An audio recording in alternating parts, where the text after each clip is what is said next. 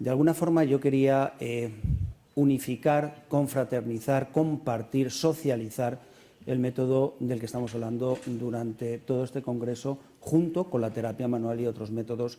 Yo creo que están en la cumbre y además hemos tenido la suerte de ser amigos de lo que yo considero la crème de la terapia manual a nivel nacional y posiblemente también a nivel internacional.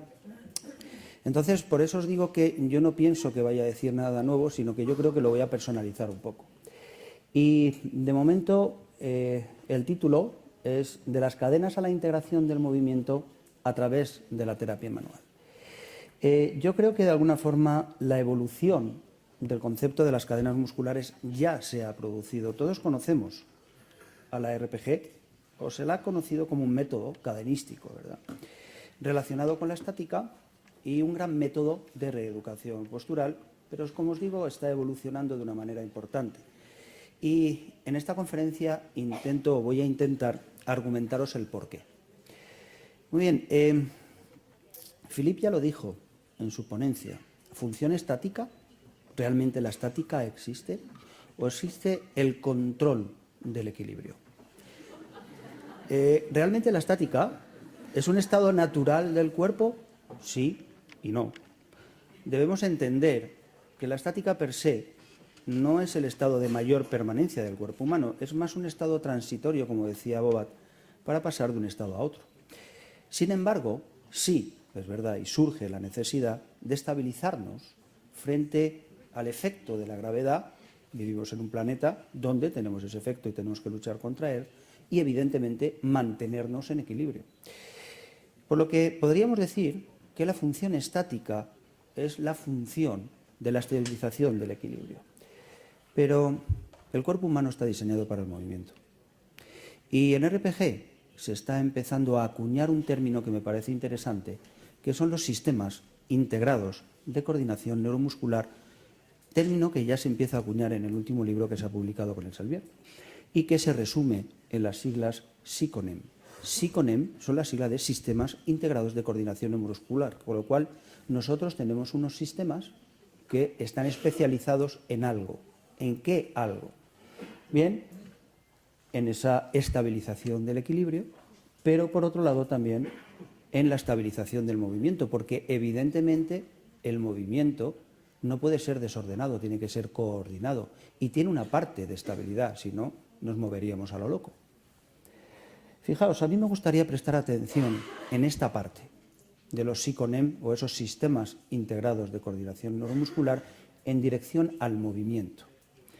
Entonces, este texto yo creo que es interesante que lo leamos despacio porque empieza a clarificar cosas y hacia dónde voy con la conferencia.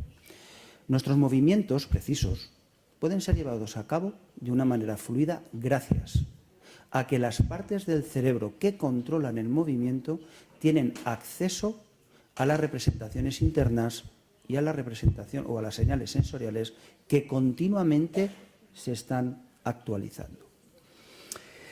Estas potentes interacciones entre cada sistema sensorial y el control motor se engloban en el concepto de control sensorimotor. ¿Y quién se encarga de dar información a este cerebro para poder hacer ese control sensorimotor?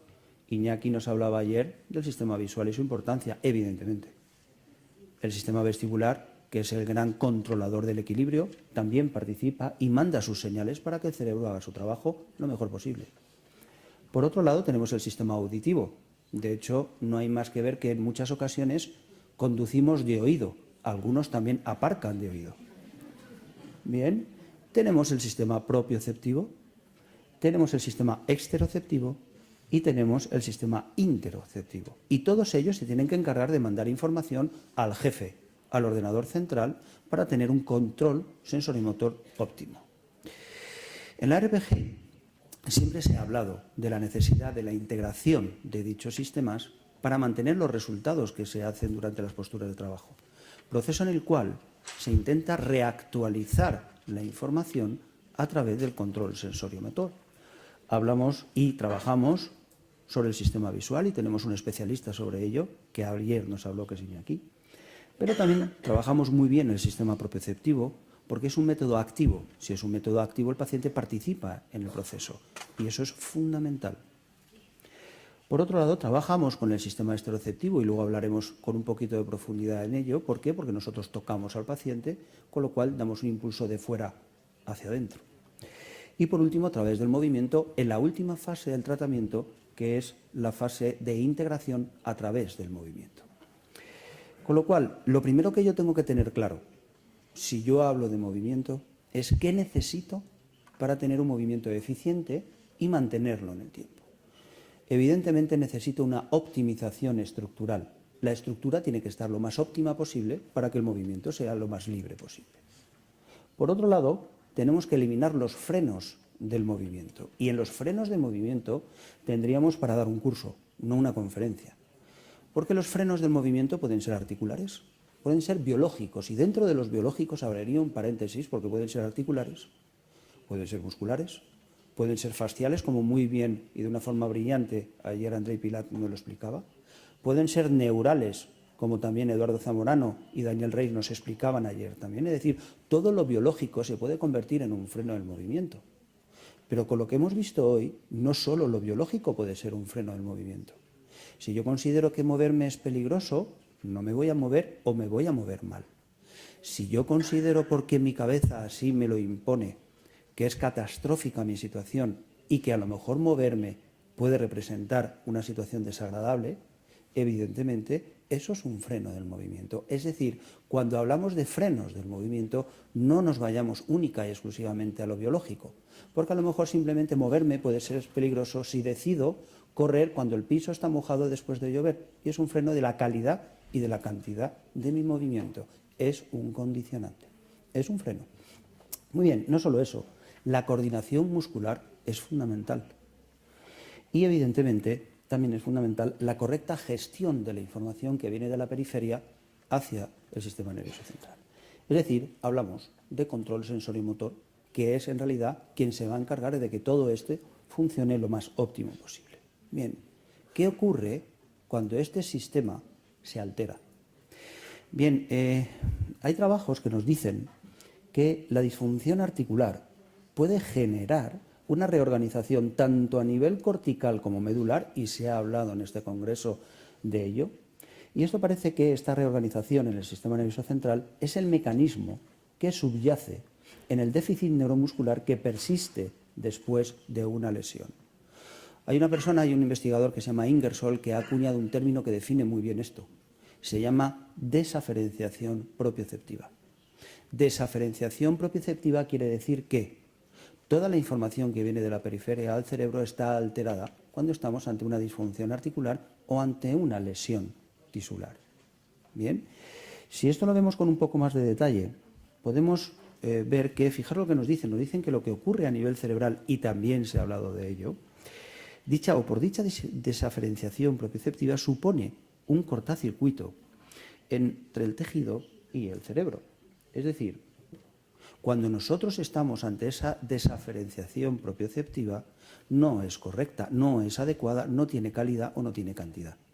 Es decir, todas las conexiones, ya no solo del manoseado homúnculo de Penfield, sino en otras zonas del cerebro, como puede ser la área motora prefrontal, pueden ser un montón de zonas que participan en la elaboración del movimiento a nivel cerebral, se ven alteradas, y una de ellas es el homúnculo de Penfield, aunque no el único. ¿Qué ocurre cuando estamos ante esta situación? Que se producen los ya conocidos mapas borrosos, es decir, la representación que yo tengo en mi cerebro no es correcta, con lo cual difícilmente yo puedo hacer un correcto uso de aquello. Con lo cual, ¿qué ocurre? Pues que tengo un incorrecto control sensorimotor, con el resultado que ello conlleva. Claro, ¿qué ocurre? Que cuando estamos ante esta situación casi siempre terminamos en el mismo sitio. Y, desgraciadamente, en muchas ocasiones la fisioterapia termina aquí. Termina aquí su actuación cuando se soluciona el dolor. ¿Es un trabajo correcto? Sí. ¿Es completo? No, no es un trabajo completo. Dejar el tratamiento de la sintomatología o dejarlo aquí nos lleva al bucle de la recidiva. ¿Y cuántos pacientes ocupan nuestras consultas recidivando constantemente porque solo nos hemos dedicado a trabajarles el dolor? yo necesito reintegrar el movimiento del paciente de la manera más correcta posible, si no, constantemente voy a tener al paciente metido en este centro del dolor. Entonces, fijaos, ¿cómo debemos mantener los beneficios del tratamiento estructural en el tiempo? Que es de lo que se trata, en definitiva. Bien, yo necesito informar al cerebro de que hay otra nueva situación estructural que utilizar. Es decir, tengo que integrar la nueva situación estructural en el cerebro, lo que es lo mismo, tengo que facilitar la reconexión entre tejido, cerebro, tejido, para que se lleven bien y se entiendan, para ser eficientes. Es decir, tengo que desactivar lo que ayer Mario Corell nos hablaba de una manera brillante, los mecanismos de adaptación y de defensa. Si no desactivo los mecanismos de defensa, difícilmente voy a poder mantener los beneficios del tratamiento en el tiempo. Y cuando hablamos de desactivar los mecanismos de defensa, no solo nos podemos quedar en lo biológico, en el nervio, o en la articulación, o en el tejido, sino en la actitud del paciente. Por eso yo creo que aquí cobra de alguna forma relevancia ese aspecto cognitivo-conductual donde tenemos que, como muy bien nos decía Carlos, reeducar al paciente. Y cuando hablo de reeducar, reeducar en mayúsculas, porque posiblemente su cerebro ya tiene tan enquistada la situación que es muy trabajoso darle la vuelta a esa situación cerebral. Muy bien. En definitiva, tenemos que realizar una reactivación muscular, o lo que es lo mismo, potenciar ese control sensoriomotor a través de la reintegración del movimiento. Y los especialistas en el movimiento tienen nombre y apellidos. Se llaman fisioterapeutas. ¿Eso lo tenemos claro todos? Muy bien. Entonces, ¿cómo se produce esa reconexión, esa reactivación? Bueno, ¿qué os parece?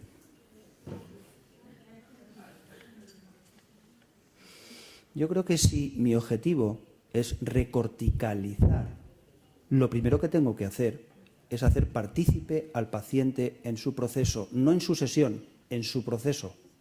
La sesión es una mínima parte de un proceso lleva muchas sesiones.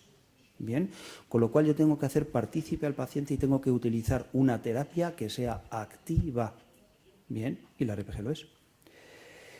Necesito captar la atención del paciente. Si el paciente no presta atención, difícilmente voy a poder implicarle en su proceso. Bien, y por otro lado tengo que hacer una correcta localización de todas aquellas técnicas que, por el razonamiento clínico al que he llegado a la conclusión, voy a aplicar allá donde es necesario aplicarlo. Y hay algunos autores que ya nos empiezan a hablar de la importancia en relación a esto de la atención, la localización y la recorticalización. Nos empiezan a hablar de la importancia de los isométricos, de las contracciones isométricas y de la respiración. Fijaos, cuando nosotros estamos haciendo este tipo de trabajos, como por ejemplo todos conocéis este trabajo que realizamos, por ejemplo, en una postura de brazos abiertos, hay algunos autores, como Siricaba en el 2015 y Río también, que nos dicen que no solo cuando nosotros hacemos una respiración y hacemos unos isométricos, estamos haciendo un trabajo local en el tejido, que sí, que eso está ya más que demostrado. Pero lo que estamos haciendo además es producir una analgesia, y no solo eso, estamos produciendo una recorticalización, es decir, la contracción isométrica y con una respiración dirigida crea excitabilidad cortical. Bien, si crea excitabilidad cortical significa que si al paciente le tengo con la atención y con la localización correcta la estructura diana, yo estoy recorticalizando, estoy haciendo que el cerebro reciba una información más correcta de la estructura que estoy trabajando. Llámese cuádriceps, llámese supraespinoso o llámese la estructura que sea. ¿Bien? Es decir, estamos reactivando la conexión tejido-cerebro. Claro, esto a mí me plantea una situación. A mí esto me plantea una pregunta importante y es, ¿la RPG es un método propioceptivo de inhibición? ¿O la RPG es un método propioceptivo de reactivación? Ríete, ríete. Bien, vamos a verlo. Si resulta que yo tengo, por el motivo que sea, que mantener una estructura acortada y lo hago en base a la hipertonía, que es lo más rápido que tengo, aumentar el tono, eso lo puedo mantener durante poco tiempo. No es nada económico. Me crea debilidad en la musculatura y es poco eficiente. Resulta que el cuerpo, gracias a Dios, es bastante más listo que nosotros. ¿Y qué es lo que hace? Lo que hace es utilizar los recursos que tiene y no puede mantener durante tanto tiempo una situación solo basada en el hipertono. ¿Y qué hace? Tira del tejido conjuntivo, que para eso lo tiene ahí. Que crea puentes de tejido conjuntivo o, como diría el profesor Pilat, crea entrecruzamientos del tejido conjuntivo fasciales, los cuales se pueden mantener durante mucho más tiempo, es mucho más económico, crea pero mantiene la debilidad, pero es mucho más eficiente. ¿Qué hacemos nosotros con la RPG? Trabajamos la hipertonía, pero también trabajamos el tejido conjuntivo. Con lo cual, claro, mi mono sigue teniendo la duda, pero se le están empezando a aclarar un poco las cosas. Resulta que puede ser un método propioceptivo de inhibición o de facilitación, depende de la situación del tejido. Es decir, que en el hipertono utilizamos, y es efectiva y funciona muy bien, la inhibición muscular, no solo eso. Bien, y lo hacemos a través del estiramiento, a través de la relajación posisométrica y a través de la respiración dirigida, sobre todo insistiendo en la expiración, como muy bien nos decía Leon Chaitov en su conferencia. Pero además utilizamos, entre otros, que no solo porque no puedo desarrollar todo aquí evidentemente, utilizamos un reflejo rapidito, que es el reflejo miotático inverso. Pero si nos vamos al otro lado, resulta que en la retracción yo lo que hago es reactivación tisular. ¿Por qué? Porque utilizo el creep, fluage o viscoplasticidad y lo hago en base a hacer una puesta en tensión, lo hago en base a la isometría y lo hago en base a la respiración. ¿Os fijáis que esto y esto es lo mismo? Entonces, fijaos, cuando nosotros estamos en esa fase, o si lo vemos con esas gafas, fijaros que lo que estamos haciendo es una recorticalización, es un trabajo sobre esos mapas borrosos, porque estoy con la atención, estoy con la localización, utilizo respiración e isometría que aumenta la excitabilidad cortical. Y entonces se le aclara a mi mono la duda. Resulta que dependiendo de la situación del tejido, yo tengo un método que puede ser propioceptivo de inhibición o puede ser propioceptivo de activación. Si nos volvemos a esta fotografía y hablamos de la coordinación del movimiento con lo visto hasta este momento, resulta que teníamos que quitar los frenos del movimiento, y ya sabemos hacerlo. Necesitamos la analgesia, y la analgesia ya sabemos que no depende única y exclusivamente de los isométricos en la respiración, es mucho más amplio, pero se produce ese efecto, según los trabajos de Shirikawa y de Río. Se produce una excitabilidad cortical, una recorticalización debido a ello, y se produce una activación muscular.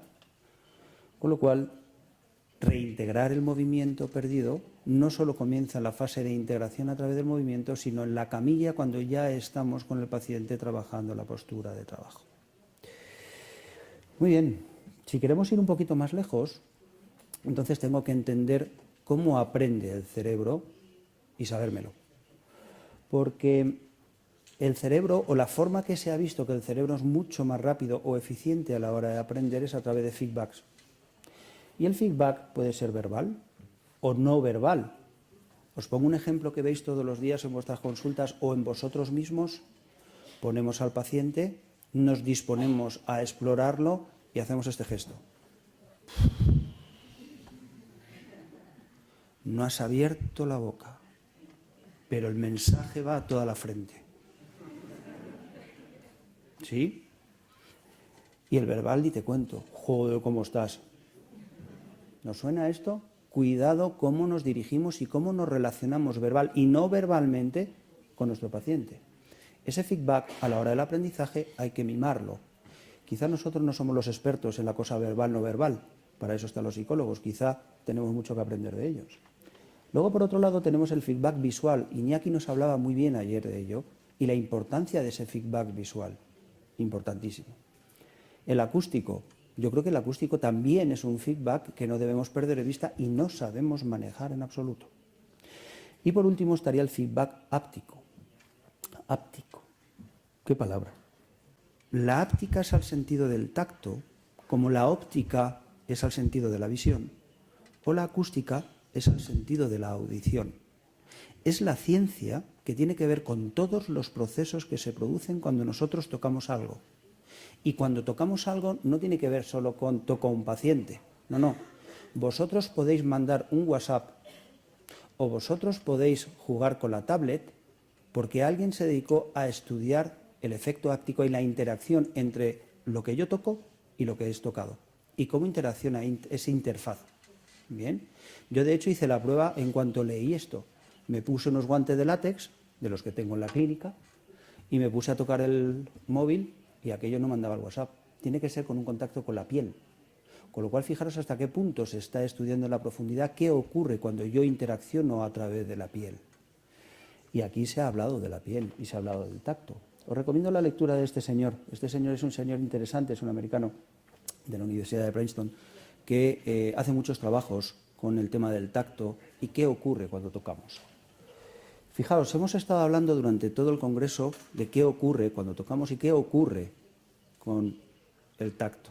Neuromodulación, analgesia, reacciones químicas, aferencias, esterocepción, placebo, porque no es un efecto. Ahí está. Pero yo a lo mío he venido a hablar de mi libro. Yo al movimiento. Bien. Y si hablamos de esto, la piel, como muy bien decía ayer Carlos Goicoechea, es el órgano sensorial más extenso del cuerpo humano y una de las capas embriológicas fundamentales para poder relacionarme con el exterior. Y además está metida en todos los procesos. Si os fijáis, y yo creo que todos conocemos los cambios tróficos que se producen en la piel cuando tenemos algún tipo de problema o de disfunción, cómo se engrosa, cómo me cuesta, ¿verdad?, acceder a ella, y ese engrosamiento ahí está y me dificulta a veces las cosas, ¿verdad? Es decir, la piel es un elemento que no debemos perder de vista y es el instrumento a través del cual nosotros entramos en contacto con el paciente. Bien, me gustaría que le prestarais atención a este vídeo. Este vídeo es in vivo, donde se ve a través de una sonda qué es lo que ocurre en la piel cuando nosotros la movemos. Y fijaos cómo al mover la piel, todas esas capas faciales que hay entre la piel y el tejido muscular se mueven, se redirigen y son perfectamente estimulables, son estimulables al movimiento y son mecanorreceptoras de ese movimiento que nosotros hacemos con la mano en la piel. Y fijaros todo lo que ocurre ahí dentro, ¿verdad? Cómo se redirige el tejido y que se redirija ese tejido conectivo y que llegue el estímulo me interesa. ¿Por qué? Porque justo aquí, entre la piel y la fascia superficial, habitan los ya más que nombrados en este congreso mecanorreceptores. Mecanorreceptores que, además, si leemos los trabajos de Gandevia, nos dicen que la piel participa activamente en la información del movimiento que llega al cerebro, con lo cual cuando nosotros trabajamos con la piel, estamos informando al cerebro a través de la piel. Y de alguna forma esos mecanorreceptores, esos Merkel, esos Meissner, Pacini, Ruffini, todo el mundo ha hablado de ellos, en realidad son una herramienta estupenda. ¿Para qué? Para hablar con este señor y poder, de alguna forma, remapear correctamente a través de la piel, pero no solo y exclusivamente a través de la piel, un nuevo mapa cerebral. Con lo cual, fijaos, si yo quiero integrar, reeducar el movimiento, yo tengo que utilizar una serie de herramientas. Una de ellas es la observación, como muy bien decía Carlos y ayer nos adelantaba Iñaki, la observación en otro individuo de ese movimiento. La observación es el sustrato de la imitación, es el sustrato de la empatía. Los niños aprenden por imitación si sus referentes son buenos o malos, imitan lo que ven. Con lo cual, yo puedo utilizar esa herramienta a través de la observación. Como muy bien decía Carlos, a lo mejor no puedo empezar poniendo al paciente los vídeos de YouTube haciendo una sentadilla profunda hasta abajo. A lo mejor es empezar demasiado rápido y demasiado frontal, pero sí un cuarto de sentadilla. Es decir, de alguna forma la observación yo utilizo, por ejemplo, en pacientes con patología de hombro que visualicen vídeos de gente jugando a vóley playa. Porque además hay estudios que dicen que si además estás visualizando la piel del otro, hay mayor estimulación en tu cerebro. Con lo cual la observación es una muy buena herramienta. de imitación. No solo eso, la visualización. Yo utilizo mucho tiempo al paciente que se visualice a sí mismo moviéndose sin dolor. Y es increíble la dificultad que tienen muchos pacientes de visualizarse a sí mismo moviéndose sin dolor, porque tienen tan anclado en sus patrones, en sus creencias, que moverse es peligroso, que llevan tanto tiempo sin verse en esa situación que les cuesta muchísimo trabajo. Bien. Muy bien. Por otro lado, la ejecución.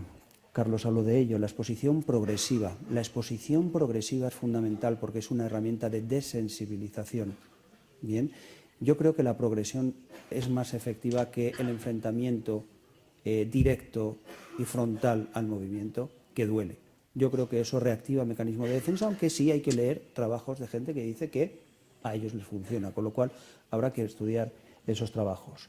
Pero la exposición progresiva, como hacen los que hacen cognitivo-conductual, donde la parte cognitiva es voy a hacer que esos pensamientos negativos que tú tienes ahí te los voy a positivizar, como decía ayer Iñaki.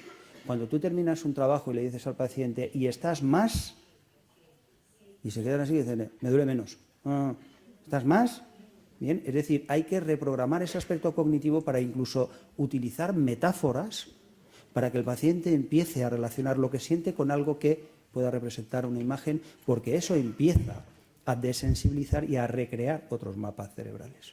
¿Sí? Con lo cual, la exposición progresiva es importante, el aspecto cognitivo es importante y el aspecto comportamental lo hacen, como os digo, y esto lo he aprendido de los psicólogos, a base de exposición progresiva al estímulo desencadenante del dolor. Y por último, la repetición y la emoción. ¿Por qué repetición con emoción? Yo creo que todos habremos visto en algún sitio, en algún servicio de fisioterapia de toda la vida, y esto es algo que cuento a mis alumnos, a la famosa rueda de hombro. La famosa rueda de hombro donde aquel hombre está haciendo rueda de hombro toda la vida. Lo hace incluso leyendo el periódico. ¿Hay repetición? ¿Hay aprendizaje? ¿Por qué no hay aprendizaje? Porque no hay emoción. Y emoción no significa voy a llorar porque tenía un traumatismo. No, emoción es que de pronto yo no podía subir el brazo por encima de 90 grados y ahora resulta que lo tengo en 140. Lo veo y eso toca, como decía Gloria, a la amígdala. ¿Cómo no la va a tocar si llevo 2 años sin poder subir la mano por encima de mi brazo? Eso es lo que activa el sistema límbico y hace participar al paciente de una manera mucho más activa que si no toco al sistema límbico. Bien, con lo cual ahí es donde la repetición efectivamente va a ser efectiva. Muy bien, ¿y por qué no el feedback táctil? ¿Por qué no, ya que estamos dispuestos a utilizar feedback y hemos visto que esa es la forma en la que el cerebro reaprende, ¿por qué no acompañar en el movimiento al paciente utilizando la piel, utilizando los mecanorreceptores, que son aquellos que se van a encargar de dar la información al cerebro para remapear? ¿Y nosotros sabemos algo de mover las manos y tocar a los pacientes? Es nuestra especialidad, con lo cual, ¿por qué no reeducar el movimiento del paciente con nuestro acompañamiento manual? Muy bien, para finalizar, me voy a permitir un lujo. Un lujo que es copiar a un amigo, pero le he pedido permiso para copiarle. Ese amigo está ahí sentado, se llama Mario Corell. Y Mario tiene una frase que para mí define perfectamente el mensaje que yo quería dar en esta conferencia y por eso le pedí permiso para utilizarla. Y es la siguiente y la voy a leer despacio. Dice, la RPG se convierte, con todo lo visto hasta ahora, en un acto pedagógico. ¿En un acto pedagógico para quién? Para el sistema nervioso central.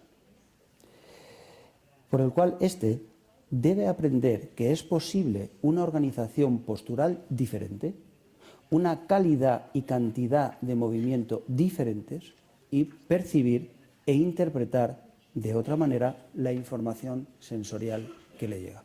Gracias, Mario, porque me parece la frase. Bien. Y con esto, queridos, yo creo que ya tenéis cara de querer café. Entonces lo vamos a dejar aquí. Muchas gracias a todos por vuestra atención.